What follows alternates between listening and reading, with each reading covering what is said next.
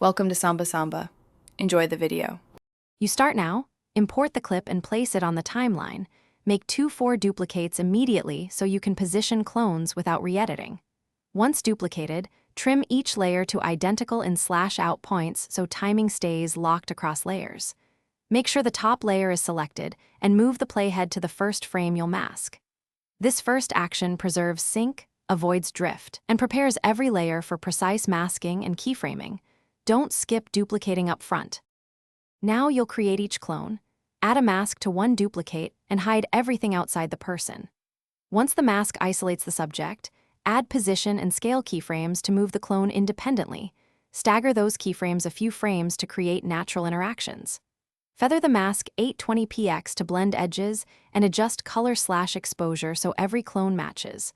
Once done, copy the mask and keyframe pattern to other layers and tweak placement. This method keeps motion smooth and avoids visible seams. Finish by syncing audio. Choose a single clean audio track or align multiple clips and mute duplicates to avoid phasing. Once visual timing and masks look correct, set export to your target frame rate and codec. H.264 for upload, MOV for archives, and render. If you see ghosting or overlap, make sure masks don't intersect. Retrack or split timing where clones pass each other. If motion drifts, reapply locking keyframes to the base layer and re-export. Thanks for watching. Consider subscribing if we helped you.